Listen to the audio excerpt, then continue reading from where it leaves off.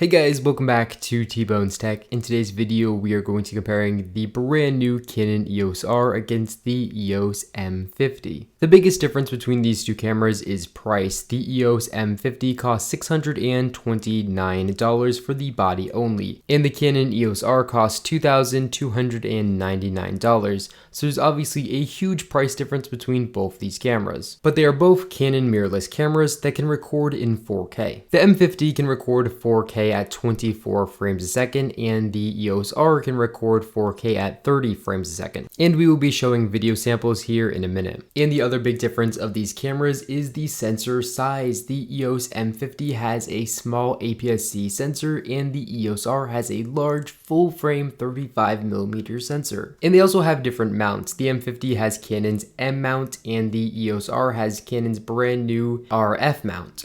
But you can get an adapter for both the R and the M50 that allow you to mount EF and EFS lenses. For those of you wondering how or why you'd want to mount a EFS lens to a full frame camera like the R, I actually made a full review of the control ring adapter for the EOS R, so if you guys want to check that out, I will leave a link in the description down below. But both these adapters work flawlessly, just like you'd expect it to work natively. Both these cameras have a base ISO range of ISO 100. Here is the EOS R, and then here is a picture sample from the EOS M50. We can see here that both these cameras have very good image quality, but the max ISO of the M50 and the EOS R is different. The M50 has a max ISO of 25,600, and the EOS R has a max non-extended ISO of ISO 40,000. So that's about a half a stop difference in max non-extended ISO. So here's a sample picture of the EOS M50 at ISO 25,600, and here we can see there's definitely a lot of noise and grain in this picture, and it's definitely not going to be usable. And here's the R at ISO 40,000, and from this picture we can see that it's probably still not going to be usable,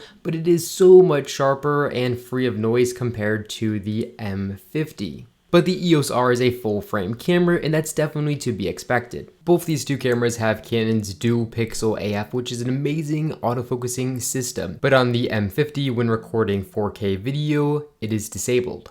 And you're forced to use Canon's phase detect autofocusing system, which can be decent but isn't anywhere near as good as dual pixel AF. So now it's time to demonstrate this in a video test. Both these cameras are using the exact same Sigma 18 to 35mm lens, and they're both filming at f1.8. So here's video footage from the Canon EOS R, and as we can see, dual pixel AF is keeping our subject in very nice and sharp focus while we're doing this nice smooth pan. Now let's jump to the M50, and here we can see on the M50 that the video doesn't seem to be quite as sharp, and that phase detect is having a little bit of an issue keeping the focus on our subject. So I decided to record another video, but I was going to manually focus the scene, and that's the video that you're seeing right now. So this video was manually focused, and here we can see it is just much more smooth and a lot better. And this is why whenever I film with the M50, I always manually focus the scene. The M50 has a much smaller battery than the R, and because of that, it's going to have much worse battery life. The R actually uses a standard full-frame DSLR battery. Taking a look at the back of these two cameras, we can see that the EOS R has considerably more buttons than the M50, and the R's buttons just feel a lot better than the M50's. I don't know why. The M50's size are about the exact same,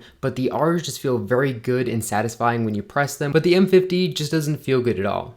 Another issue I find with the M50 is the grip is very small. It just doesn't feel very good when handling it for long periods of time. But the R has a much bigger grip. It feels very similar to a traditional full-frame Canon camera. It just fits my hand very good, and I like it a lot. And then the last physical complaint that I have with the M50 is the placement of the SD card. It goes in underneath. And if you have a tripod mounted onto the camera, you're going to first have to take the tripod plate off, and it becomes a pain. And of course, the EOS R has the SD card reader here on the side of the camera, which is exactly where it belongs. But the EOS M50 does have a built-in on-camera flash, and the EOS R does not. For stills, the EOS M50 can shoot 10 frames a second, and the EOS R can shoot only 8. The M50 is also much lighter, weighing in at only 387 grams, where the big R weighs in at 660 grams. In summation, if you are a professional photographer, of course you're going to want to go ahead and pick up the EOS R.